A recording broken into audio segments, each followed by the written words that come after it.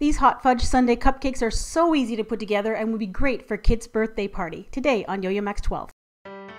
Let's see what's cooking. Let's get the facts. Let's see what's cooking. It's time for yoyomax12.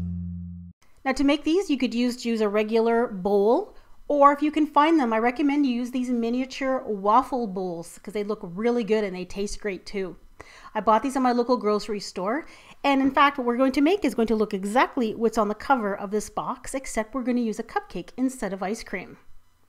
So to start off, you'll need some cupcakes, any kind of cupcake you want, and remove the paper liner. Put it in the bowl, and then you're going to put a spoonful of hot fudge or chocolate fudge, and then some whipped cream, some rainbow sprinkles if you'd like, or chocolate sprinkles, or some chopped peanuts, and then add a cherry on the top for the decoration. And that's all there is to it. Super simple, and it really does look like an ice cream sundae.